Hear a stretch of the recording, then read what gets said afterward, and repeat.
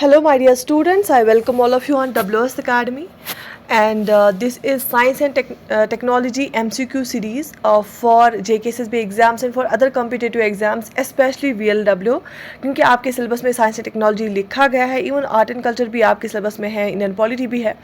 तो as all of you know that हमने जो है VLW का सिलेबस हम पूरा कराएंगे MCQs के थ्रू, रिवीजन कराएंगे. एंड बाकी SSB एग्ज़ाम्स के लिए भी ये सारे टॉपिक्स हैं. चाहे कोई भी कॉम्पिटिटिव एग्ज़ाम आप किसी भी स्टेट का देना चाहते हैं, जैसे UPPSC का रेवेन्यू ऑफिसर है उसके लिए भी, ठीक है. तो आज हम करेंगे साइंस एंड टेक्नोलॉजी स्टार्ट. इसमें हम MCQ सीरीज़ करेंगे. मुझे पता है बहुत सारे बच्चों को साइंस एंड टेक्नोलॉजी में बहुत प्रॉब्लम होती हैं and they found it they find it a bit difficult, especially the space technology.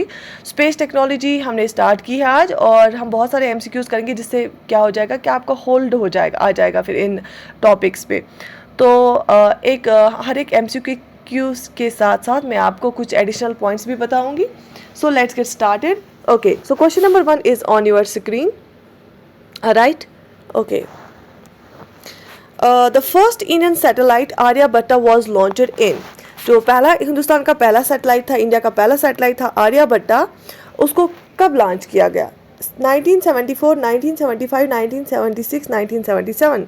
And yes, the right answer is, इसको लॉन्च किया गया 1975 में. Some additional points. So 1975 is the right answer. Aryabhata satellite, Aryabhata India का सबसे पहला satellite है. इसका जो नाम है वो एक इंडियन एस्ट्रोनॉमर के नाम पे रखा गया है. एज आपके सिलेबस में आर्ट एंड कल्चर भी है तो आपको पता होना चाहिए. एक इंडियन एस्ट्रोनॉमर था जिसका नाम था आर्यभट्टा, ठीक है. और उन्होंने आर्यभट्टी एक किताब लिखी और वो उन्होंने स्टार्स के बारे में, उन्होंने जो है अर्थ सन के इर्द गिर्द रोटेट करती है, ये भी उन्होंने उसमें लिखा है. उन्होंने सोलर इक्लिप्स के बारे में लिखा है, उन्होंने इक्लिप्स के बारे में भी लिखा है. उन्होंने मैथमेटिक्स की भी कुछ चीज़ें बताई हैं. बहुत सारा काम इन्होंने किया है. एंशंट हिस्ट्री से बिलोंग करते हैं, एंशंट हिस्ट्री पीरियड से बिलोंग करते हैं. तो आर्यभट्टा जो हमारा इंडियन एस्ट्रोनॉमर एक थे, उनके नाम पे इंडिया का जो पहला फर्स्ट सैटेलाइट है आर्यभट्टा, उसको लॉन्च किया गया 1975 में. इसको जो है सोवियत रशिया के थ्रू लॉन्च किया गया. सोवियत कॉस्मोस जो था 3M, उसके थ्रू लॉन्च किया गया. तो ये क्या था, ये इंडियन एस्ट्रोनॉमर था आर्यभट्टा, उसी के नाम पे जो पहला हिंदुस्तान का सैटेलाइट लॉन्च किया गया 1975 में. याद रहा, आज के बाद आप जब भी आप इंडियन सैटेलाइट आर्यभट्टा की बात होगी तो आपको ये चीज़ें जहन में आनी चाहिए, ठीक है. Moving to another question. MIRV stands for. MIRV, आपने ये जो टर्मिनोलॉजी है ना, बैलिस्टिक मिसाइल्स में आपने पढ़ा होगा, अगर आपने पढ़ा होगा science and technology.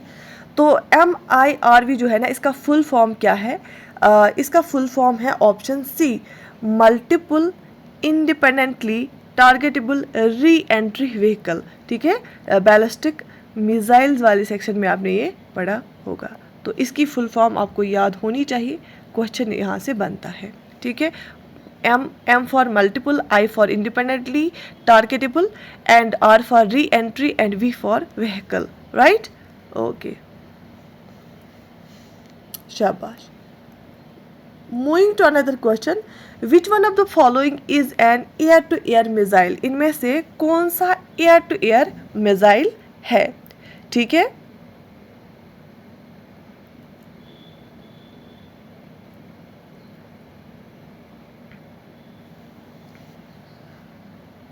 So option A, Astra, Akash, बेक्यूरल, Prithvi. Choose the correct option. अगर आपको इनके क्वेश्चंस आते हैं तो आप इनका जो आंसर है कमेंट सेक्शन में लिख लीजिए. तो इसका जो आंसर है that is option A, Astra. Astra is an air to air missile. इसको हम ये DRDO ने बनाया है, DRDO ने बनाया Astra missile, air to air missile. इसको हम beyond visual range air to air missile भी बोलते हैं. ब्राम, BV राम, ठीक है, BVRAAM, ठीक है, DRDO ने बनाया. So option A is the right answer. Moving to another question. Who is popularly known as missile man of India. Option A, doctor CV Raman. Option B doctor S Chandrasekhar, option C doctor Hargobind Khorana, option D doctor APJ Abdul Kalam. Choose the right answer and write it in the comment section. Like the video and share it with your friends. Yes, the right answer is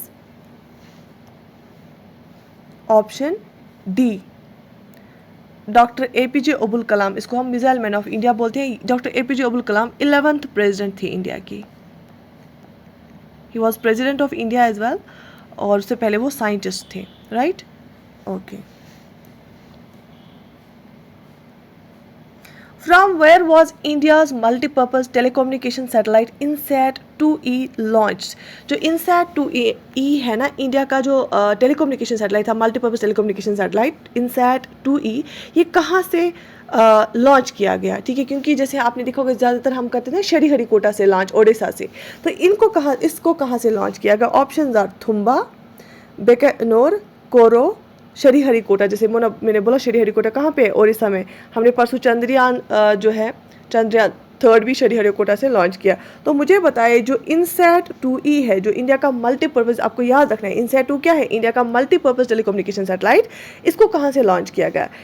इसका जो सही answer है बताइए, आप comment section में लिख लीजिए. कहाँ से इसको लॉन्च किया गया? शाबाश, इसको लॉन्च किया गया खोरो से. खोरो कहाँ पे? ये फ्रेंच ग्यूनिया में है. कहाँ पे? French Guinea. और फ्रेंच ग्यूनिया कहाँ पे? ये साउथ अमेरिका में है. कहाँ पे? South America. अगर आपने डिफरेंट कंट्रीज़ पढ़ी होंगी, हमारा एक कॉन्टिनेंट है साउथ अमेरिका कॉन्टिनेंट, और साउथ अमेरिका में एक कंट्री है और एक छोटा सा स्पॉट है फ्रेंच ग्यूनिया, जो कि फ्रेंच के अंडर आता है. क्योंकि जो फ्रांस है ना, वो यूरोप में है, वहाँ पे उनको ज़्यादा जगह नहीं है लॉन्च करेगी. तो उनने अभी भी फ्रेंच ग्यूनिया फ्रांस के कब्जे में, और क्योंकि वहाँ आप ऐसे है ना साउथ अमेरिका, ऐसे यहाँ पे फ्रेंच ग्यूनिया है, और यहाँ से अटलांटिक ओशन है ना, यहाँ से पैसिफिक ओशन है, यहाँ से अटलांटिक ओशन है. तो वो यहाँ से लॉन्च करते हैं अपने सैटेलाइट, सोचते यहाँ से वाटर बॉडी है, अटलांटिक ओशन है, तो सेफ है. ठीक है, तो ये अभी भी फ्रांस के अंदर है. तो फ्रेंच ग्यूनिया साउथ अमेरिका कोराओ से इसको लॉन्च किया गया. यहाँ तक क्लियर हुआ आपको? शाबाश. Moving to another question. Geostationary satellite revolves at. Geostationary satellite कहाँ पे, कैसे रिवॉल्व करता है? एट एनी हाइट, किसी भी हाइट पे, फिक्सड हाइट, हाइट अबव पोल, क्या नॉर्थ पोल साउथ पोल के ऊपर हाइट जो है उसके वहाँ पे रिवॉल्व करता है. Height which depends upon its mass. बताइए, जो जियो स्टेशनरी सैटेलाइट होता है ना, वो रिवॉल्व करता है एट फिक्सड हाइट. ठीक है, फिक्सड हाइट पे रिवॉल्व करता है एट एन ऑल्टीट्यूड ऑफ 35,800. उसी ऑल्टीट्यूड पे रिवॉल्व करता है. और आपको पता है अर्थ जो रोटेट करता है ना, अर्थ रोटेट करता है वेस्ट टू ईस्ट. ठीक है, वेनस की अगर हम बात करेंगे वो ईस्ट टू वेस्ट जाता है, लेकिन अर्थ जो है ना वो वेस्ट टू अर्थ जाती है, वेस्ट टू ईस्ट जाती है. तो ये जो स्टेशनरी सैटेलाइट भी वेस्ट टू ईस्ट चली जाती है अर्थ के ही इसमें, और एट एन ऑल्टीट्यूड ऑफ 35,800. ये फिक्सड ऑल्टीट्यूड पे, फिक्सड हाइट पे क्या करता है? रिवॉल्व करता है. कौन? जियो stationery satellite. Right. What is the name given to India's meteorological research satellite METSAT launched in 2003? 2003 में जो लॉन्च किया गया इंडिया का meteorological research satellite METSAT, meteorological research satellite. ठीक है, जो 2000 कब किया गया इसको लॉन्च? 2003 में, याद रख लेना. और इसका क्या नाम रखा गया? बेसिकली इसका क्या नाम रखा गया? इसका नाम रखा गया कल्पना 1. क्या रखा गया? कल्पना 1 रखा गया इसका नाम. इसको लॉन्च किया था PSLV C4 ने. ठीक है, 5 फरवरी 2003 में इसको लॉन्च किया गया. और कल्पना 1 इसलिए इसका नाम रखा गया कल्पना चावला के नाम पे. ठीक है, यहाँ तक क्लियर हुआ? ओके.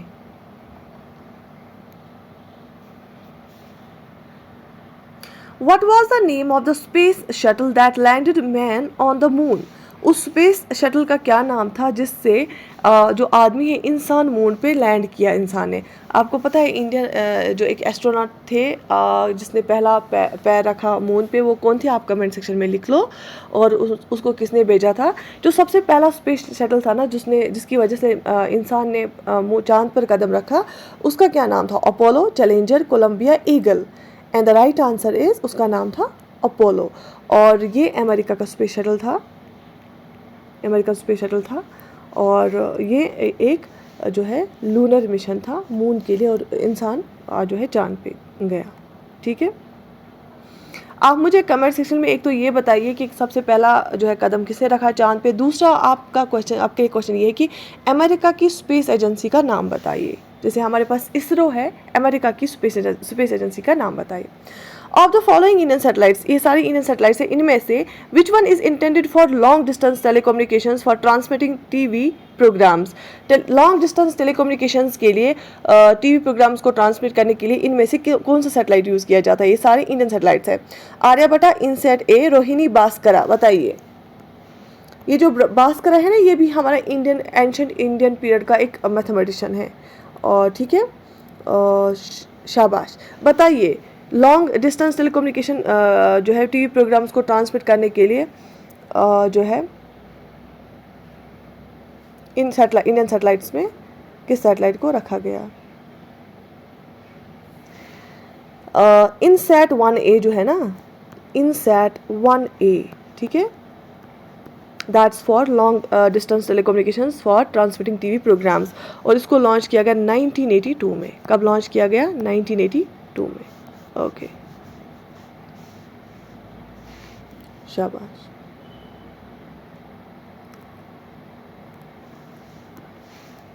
Very good.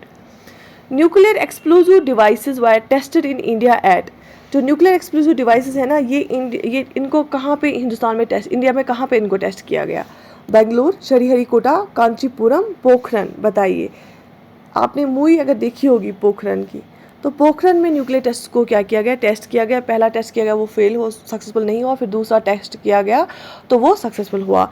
आप मुझे बता सकते हैं, जो 2 बार टेस्ट हुए ना और फिर फाइनली इंडिया एक न्यूक्लियर पावर बना, पहला टेस्ट का क्या ऑपरेशन का क्या नाम था और दूसरे टेस्ट के ऑपरेशन का क्या नाम था जो पोखरन में हुआ? ठीक है, तो वो मुझे आप कमेंट सेक्शन में लिख लीजिए। जैसे उससे मुझे भी पता चलेगा कि आपको कितनी स्पेस टेक्नोलॉजी की नॉलेज है। बहुत ही ज़्यादा इंपॉर्टेंट क्वेश्चन है, आप इनको स्किप नहीं कर सकते। किसी भी कॉम्पिटिटिव एग्जाम के लिए आपके लिए बहुत ही ज़्यादा ज़रूरी है। Do right in the comment section कि आपको ये सीरीज़ कैसी लगी है। जितना भी मैंने आपको के लिए होम असाइनमेंट काम दिए हैं, क्वेश्चंस बोले, उनका भी आंसर आप कमेंट सेक्शन में ज़रूर कर लीजिएगा। वीडियो को लाइक कर लीजिए और अपने फ्रेंड्स के साथ शेयर कर लीजिए। तो I wish you all the best. This series will continue इंशाल्लाह। हम पूरा साइंस एंड टेक्नोलॉजी MCQs के थ्रू रिवाइज करेंगे। You take very good care of yourself. मिलते हैं अगले लेक्चर में। Till then have a nice time. अल्लाह हाफिज़।